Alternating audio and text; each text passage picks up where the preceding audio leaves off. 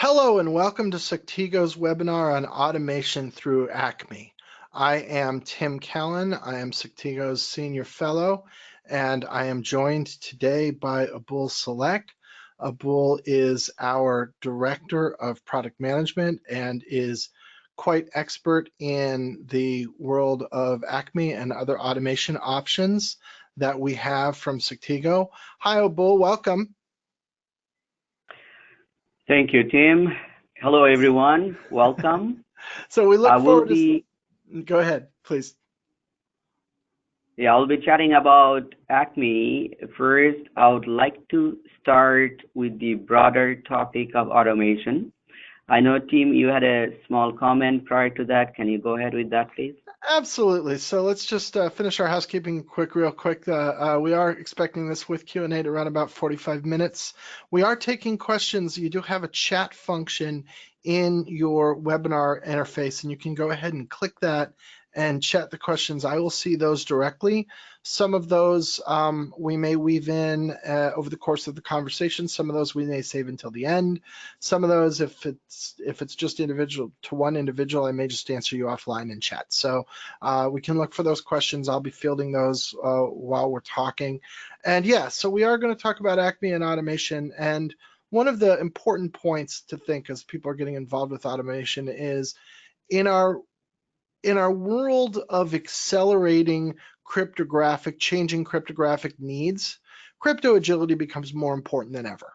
And when we say crypto agility, it's simply the ability to take your PKI and your underlying cryptography and modify that within the systems that you're already using as time goes on. And we've seen this. We've had to deprecate SHA-1 and MD5 and certain algorithms like that. There are other changes that have gone in as well. Key lengths have gotten longer, and these needs are going to continue. We're going to have more of those, not less, as time moves forward and computers get more advanced and other things come along. So automation is one of your key components of having a solid crypto agile foundation stone. It's not just good from the perspective of saving you time, which is very important. It's not just good from the perspective of lessening, mitigating the possibility of things like outages, which could be very damaging to your company, though that's super important. Well, it's also important to be able to keep current with the times. So I just wanted to set that framework because Abul's going to spend the next 30 minutes diving deep into automation, and we should all think about why automation matters.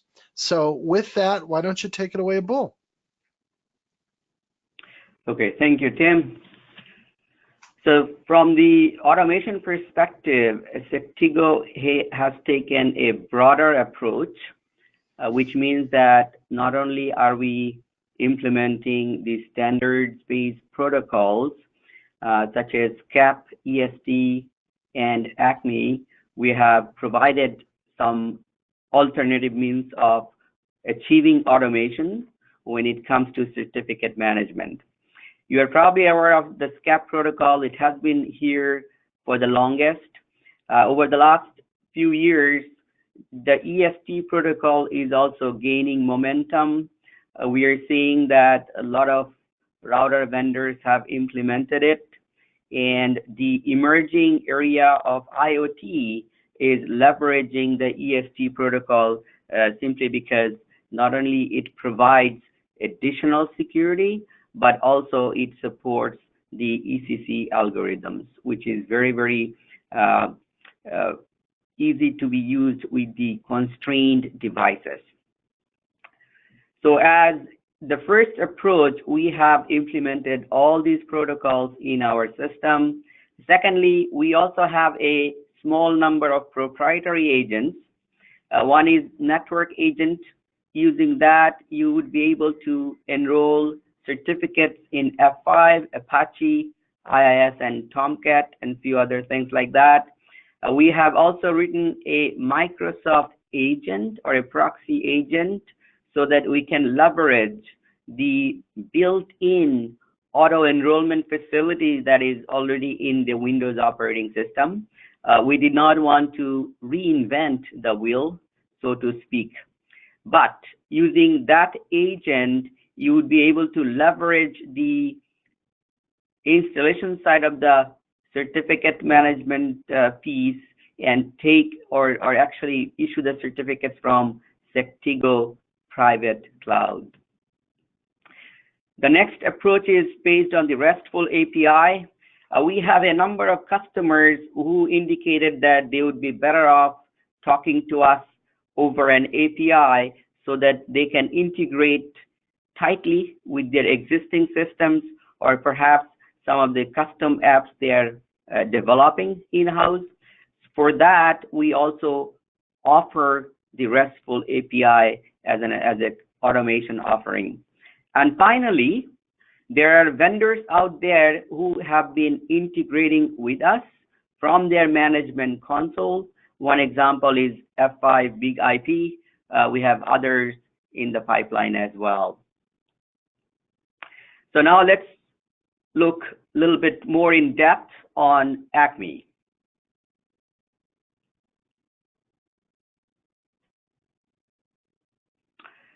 ACME is a standard. The RFC is 8555. It has been around for the last 2 to 3 years, but this March it has become a formal standard. We're on the V2 version of the protocol.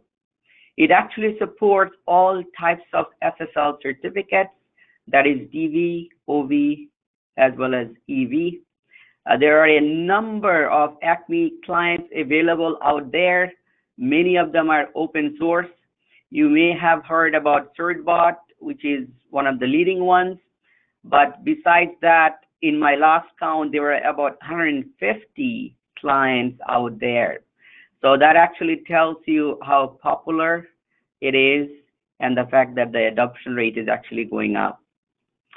ACME is supposed to help you with the automation, which it does it very, very well.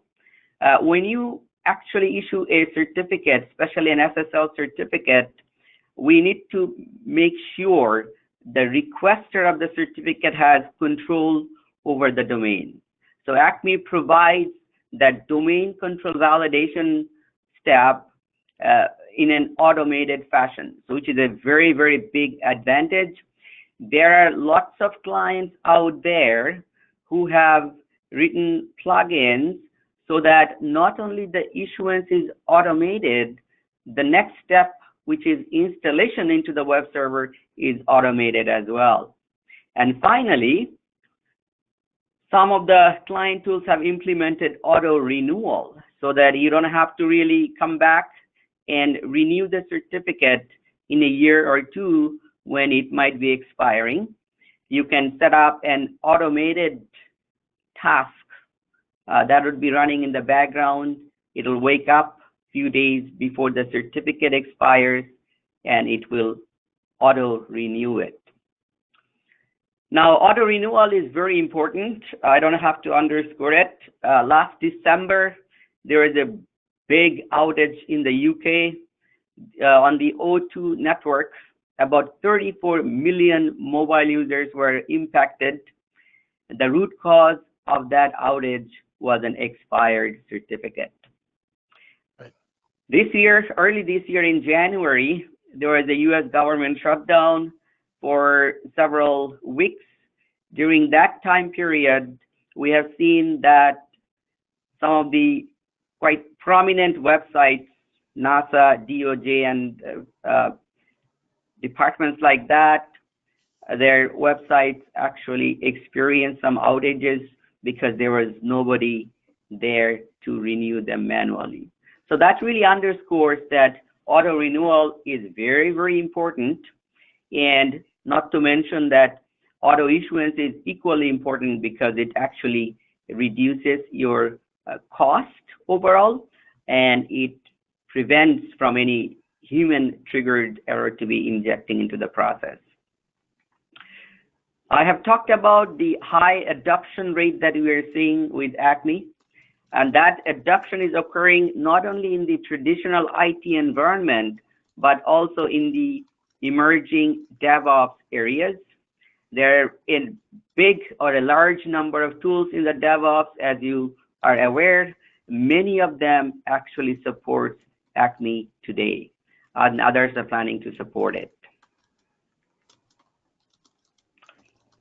Okay, so next, let's look into how Sectigo has implemented ACME.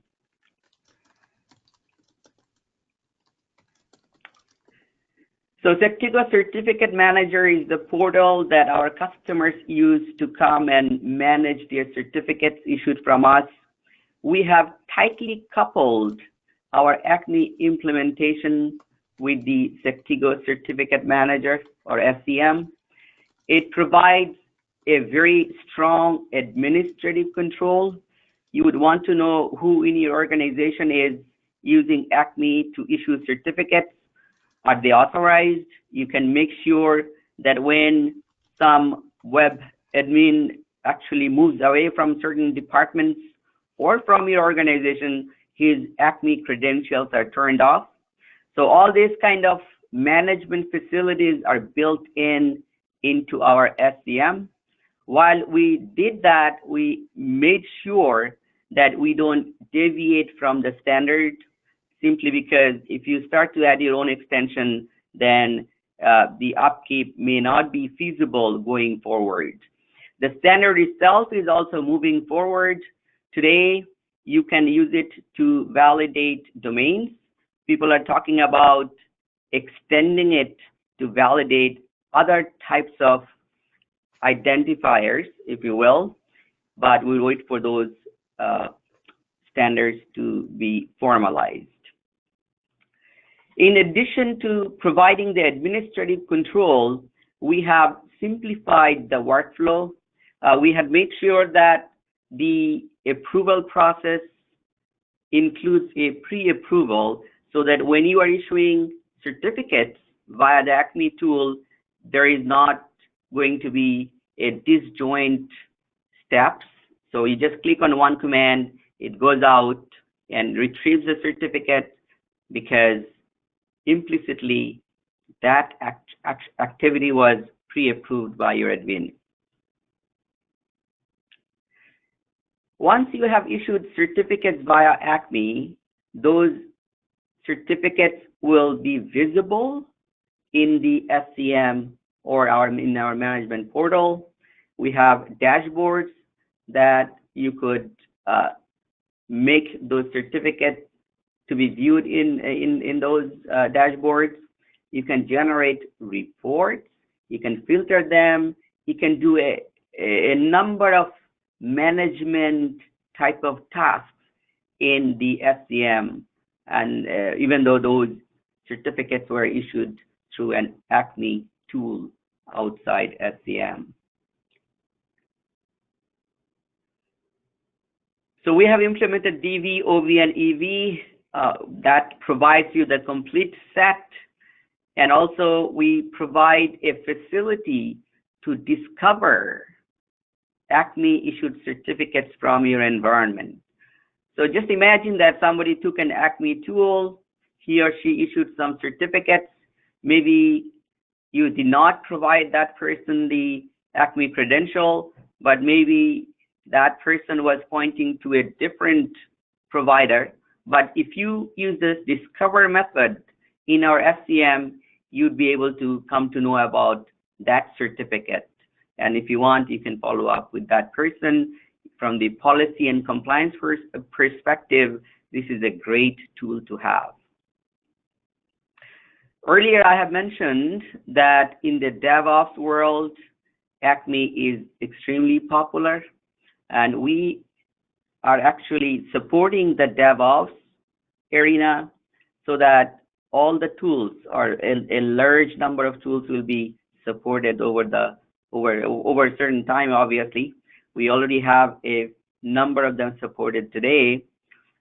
So our focus is not only the traditional IT environment, but also the DevOps world. And finally, in our implementation, we have eliminated any kind of rate limit. So we know that this is something that we hear from our customers over and over again. Rate limit actually is not good for them. It kind of ties them down. We said there will be no rate limit if you use our system.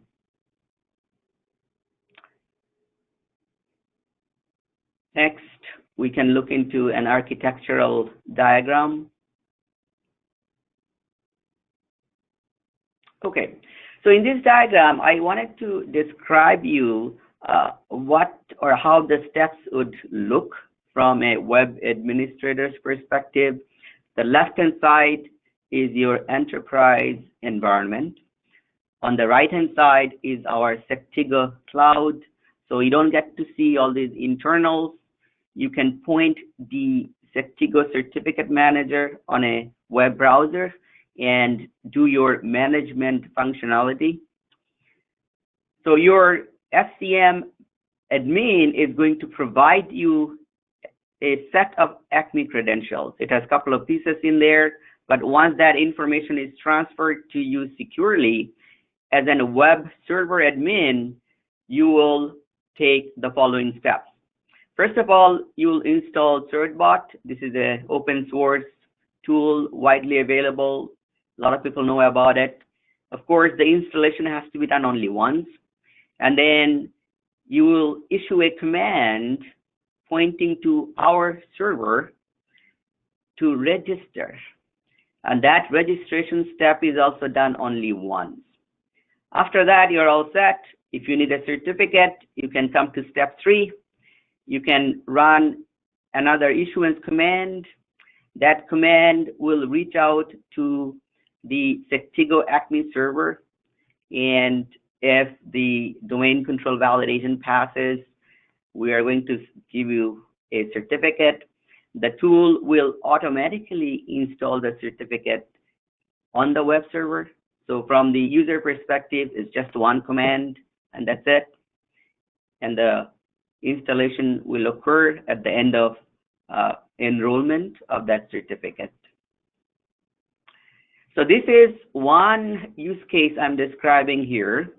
We have taken a different approach for some of the special devices that are out there. I'm going to give you one example with Citrix ADC or NetScaler platform.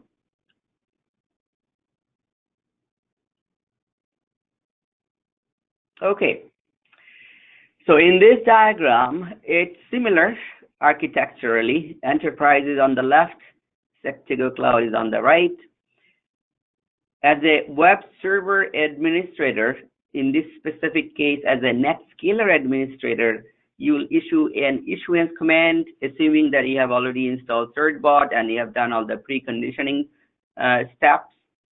We have written a very custom piece of software so that we can leverage CertBot to issue the certificate from our cloud PKI.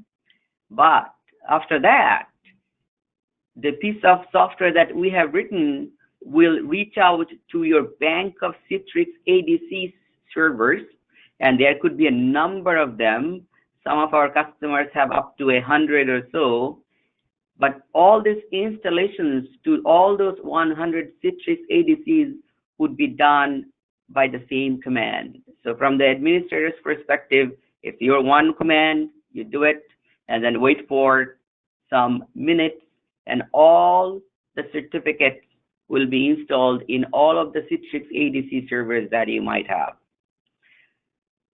So I'm just wanted to give you an example of, we're not just leveraging open source ACME tools, we're also building additional functionality on top of it so that you can not only do automation, but also you can scale up. If you have multiple servers and if your environment has many other things, with one or two single commands, you'd be able to take care of them. Next, I will be talking about the platforms and the tools that we support today and our plan in the future to support more. I have spoken about CertBot, so it's supported. We also support Cert Manager. This is a tool in the Kubernetes environment. ACME 4J, some of you probably know about that as well. Currently, we are testing another tool called Lego. Again, we are continuously vetting more and more tools so that we can provide adequate coverage. Earlier, I said there are about 150 tools out there. not every tool is mature. So we are trying to focus on the ones that are mature and perhaps vet and test them, and if necessary, augment them to make sure they work with our backend ACME server. Apache and Nginx, these are the servers that dominate the market. Today, you can use certbot to issue and install certificates on those. If you go to the certbot webpage, they have a list of other servers and platforms that they support today. Therefore, this is not a comprehensive list. Kubernetes DevOps environment, I mentioned that we support Cert Manager today, but we're also looking at other DevOps tools such as Chef, Ansible, Puppet, HashiCorp Vault, Terraform, and things like this. So they'll be coming down through the pipeline in the next few months. Yeah, and from the Abul, load if I may chime in, so we have announced support for a number of DevOps tools today. Let's just give everybody the list so they know what it is. It's Docker, Kubernetes, Terraform, HashiCorp Vault, Istio, and I think you said the last one, right? Ansible. So those are announced support, and then we're obviously going to be expanding that in the future. Thank you, team. Yeah, so this was obviously this was a very detailed product-oriented slide. We do have webinar. We do have a variety of content that we offer on our root causes series. So in particular, there is a root causes podcast, which is about all matters PKI. It is hosted by me along with our CTO of IoT, Jason Sirocco, and we often have guests, and Abul actually has been a guest, and I'm sure will be a guest again. So if this kind of information is interesting to you and you want to stay up to date with current happenings in the world of the digital certificates and PKI industry, including topics like automation and crypto agility and ACME, but many other things as well. Be sure to check us out. Root Causes is available on all the popular podcasting platforms, including iTunes, Spotify, SoundCloud, etc. Just search for Root Causes Podcast or Root Causes PKI on that platform, and you ought to find us. And we look forward to your to you joining us in our audience. And with that, let's go ahead and let's get to some questions. So we have had some questions flowing in, Abul. And I think I want to start with a question that was about the demo because it just happened. So while the demo was going on, I got this question and decided not to interrupt. But here's the question. What exactly is the registration step doing? Who is it registering with and what is it registering? Is this registering the domain in Sectigo Certificate Manager? Great question. So the registration step ensures that the ACME client is recognized by our cloud-based ACME server. So during this process, the ACME tool such as certbot creates a key pair, private and public key pair, and it sends the public portion of it to Sectigo's ACME server, so that later on when we receive a command from the same client tool, we know that because those messages would be signed by the private key, we know that a rogue person is not trying to inject a tool and trying to get a certificate from us. So this is to make sure that the operations are safe and secure. And it also ensures that when we receive the command at our end, it came from somebody who was provided the ACME credentials from Sectigo Certificate Manager by their SCM admin. So that is another level of assurance that someone unauthorized will never ever be able to issue certificate from us. So that's the purpose of the registration. You do not do domain registration via that process. In my video, we have shown that in SCM, you can allocate which domains would be tied to these ACME credential, and therefore anything else other than that list would be rejected. Cool. All right, so we've got a lot of questions, so let me hit you with the next one. So you listed some of the agents that we have in Windows, Apache F5, Tomcat, etc. is on the list. Do we have additional agents on the way? I am being asked. Absolutely. Remember, when it comes to issuance, what matters are the endpoints. So we had the traditional IT environment. Now people are using DevOps quite a bit. And also IoT is emerging, right? So going forward, for all these endpoints, we have to ensure that the new technologies that are being developed would be supported. Now, the good thing is that we are standard compliant at the back end at our cloud side.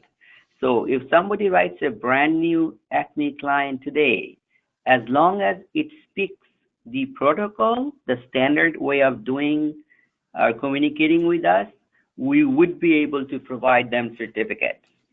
Right. Earlier, I mentioned that a lot of these tools are not mature yet. So this is why we're taking step-by-step approach. We're identifying tools that are most popular in the marketplace and vetting and testing to make sure that they work with our back-end ACME server.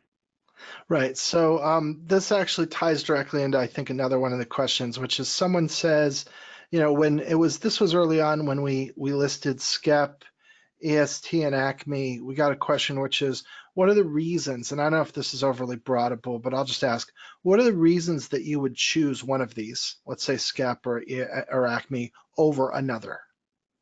Absolutely. Very good question, by the way.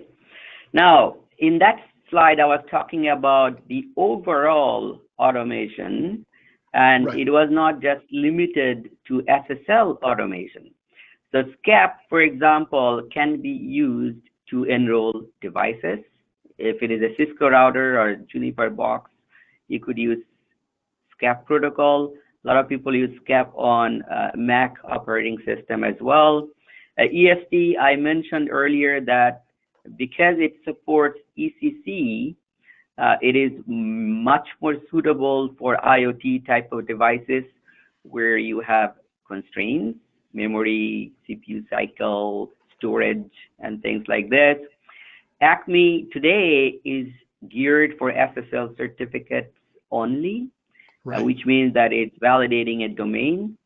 People are working on extending it to support other types of certificates, and I'm sure it's going to come down the road. But actually, for now, one of the other questions I got is, well, what other types of certificate? When you mentioned that, someone said, when you said additional identifiers, the question that we got there was, okay, well, like what? What sorts of things? Yeah. Very, very valid question. So some of the early draft I have seen talks about, hey, rather than validating a domain, can I validate a telephone number or an IP address or any other identifier that could go into a certificate?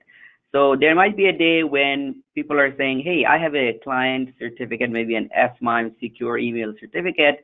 I have my name and email addresses in there. Can ACME help me validate automatically that I am the owner of that email or I am actually a legitimate person? Got it. Great. That's great. I think that's a little bit of great additional information. So, okay, we've got some more. So how about this? I'll do a quick and easy one. Within the supported certificates, specifically EV, does this include EV multi-domain? Yes.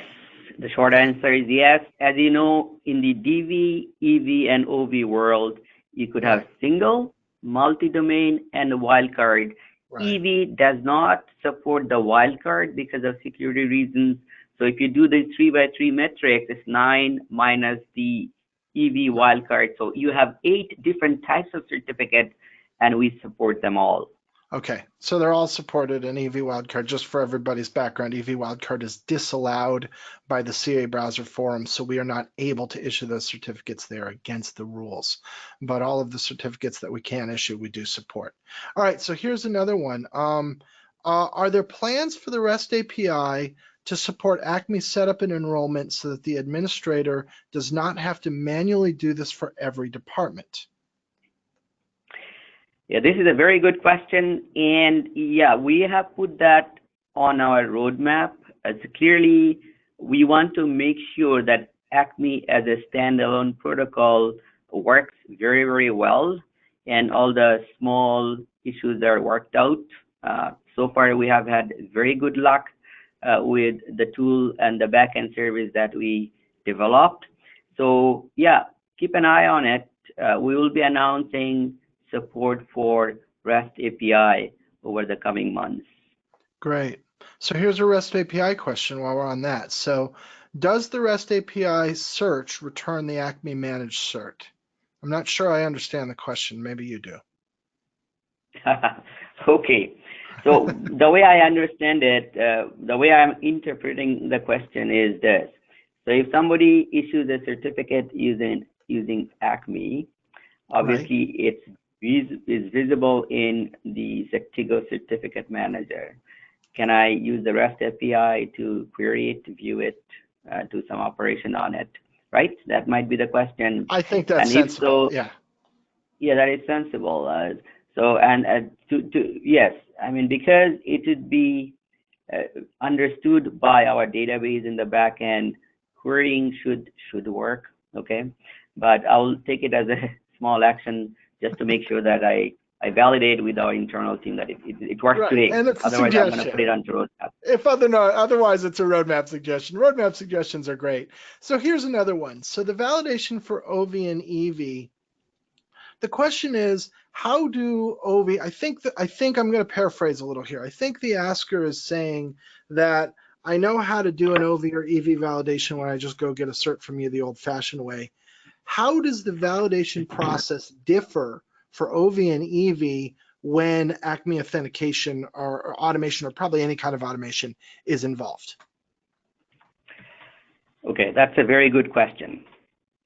Just because you're using an ACME tool, the validation steps are not compromised. You know, the validation is it's controlled by the CAP forum. So we're going to be following the same steps.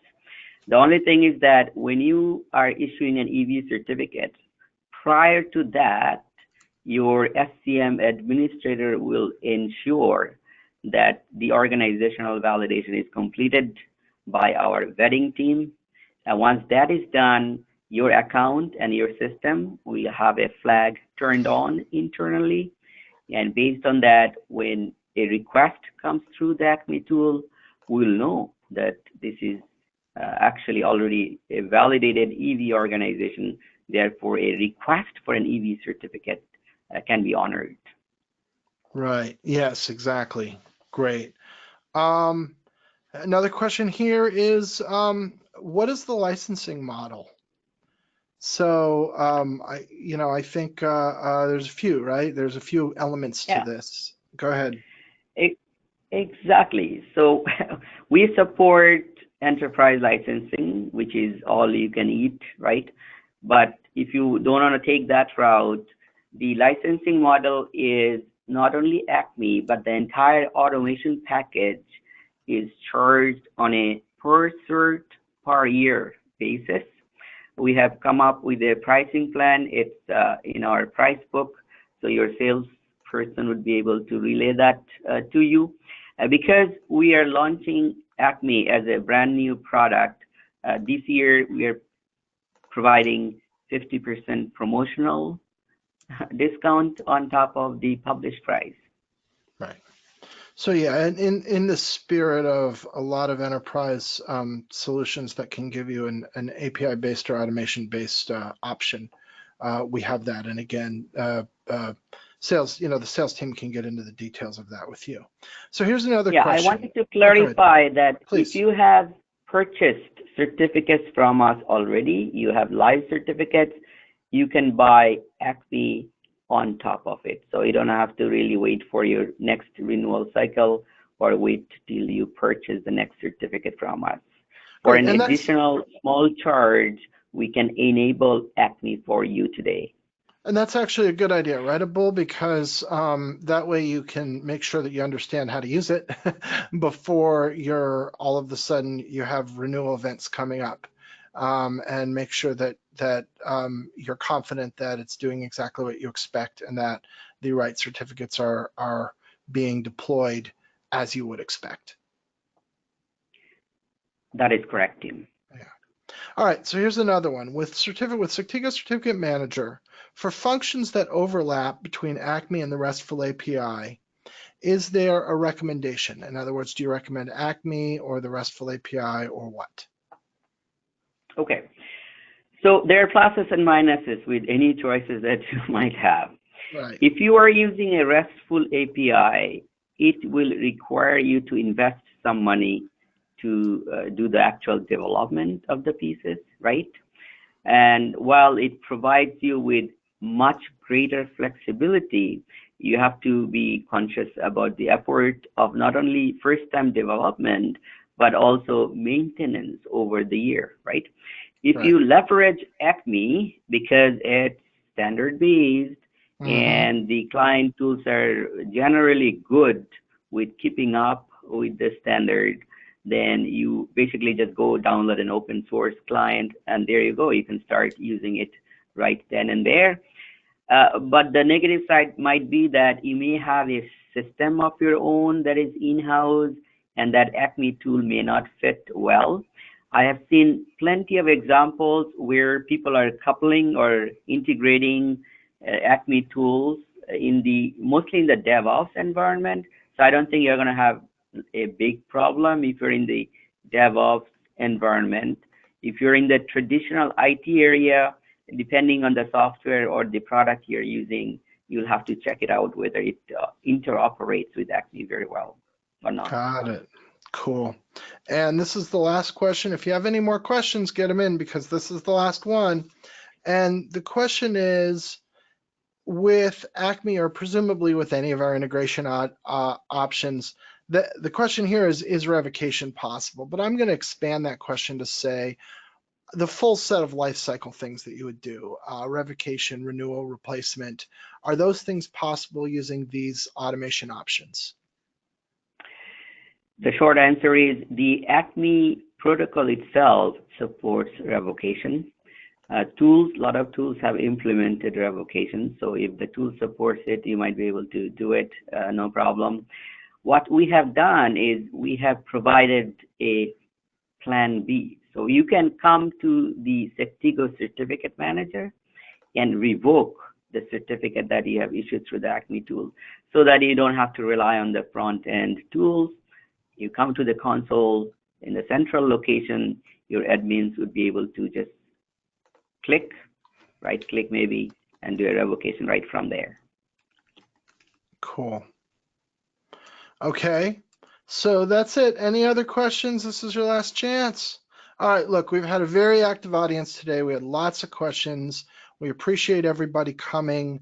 Thank you so much, attendees today. Thank you, Abul. And with that, we're actually we're 1 minute over our target. So our target 45 minutes, we're at target 46. So thank you all very much for joining us today. Thanks, everyone.